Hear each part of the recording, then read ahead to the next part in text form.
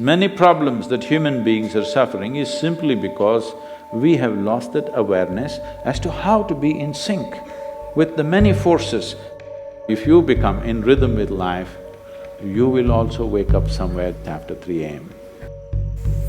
At that time, if you sit up and do whatever process you have been initiated for, it will bear maximum fruit.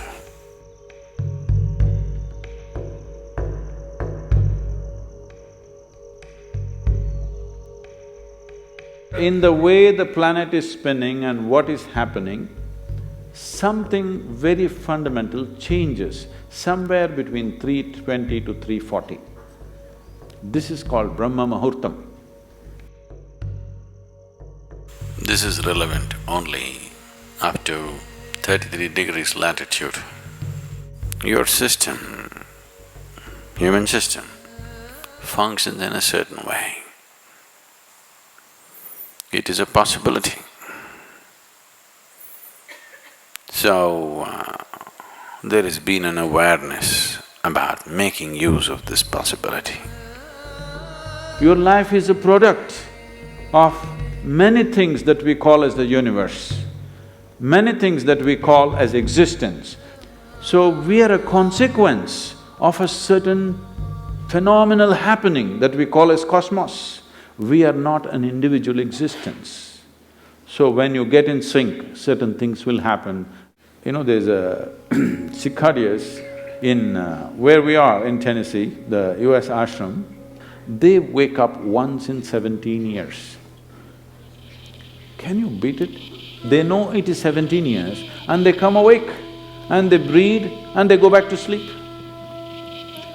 They're keeping time once in 17 years, no alarm bell anywhere. Well, how is this? I'm saying they're in sync with nature. We have lost sync within nature and we think that is our nature. No.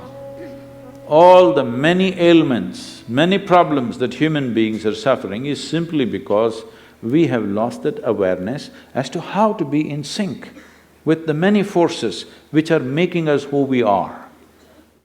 So yoga is to bring that sync so that you are in rhythm with life. If you become in rhythm with life, you will also wake up somewhere just after 3 a.m.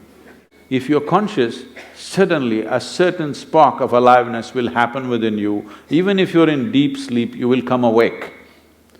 This must happen to you. This means you're falling in sync with it. You're falling in sync with life. So what should I do? Should I meditate? Should I do a kriya?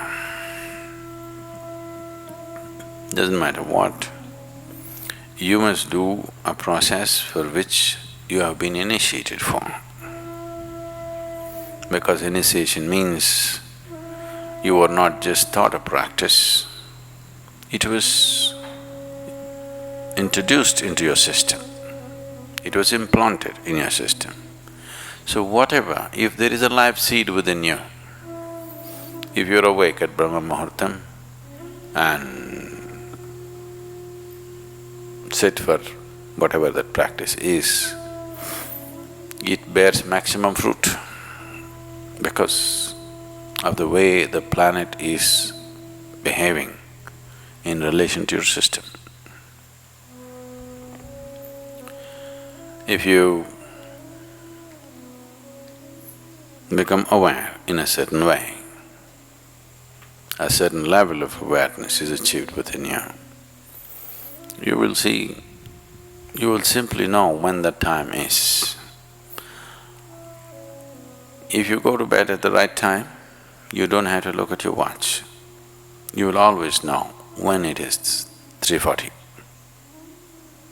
because the body will behave in a different way. At that time, if you sit up and do whatever process you have been initiated for, not what you picked up from a book, it will bear maximum fruit. The seed will get the necessary support at that time for it to sprout or spurt up more rapidly than at other times. This is only for the initiated. If you're not initiated, you're a book yogi, then 340, 640, 740, not so much of a difference. Sandhya kalas are more important for such people. Sandhya means 20 minutes before sunrise, 20 minutes after sunrise,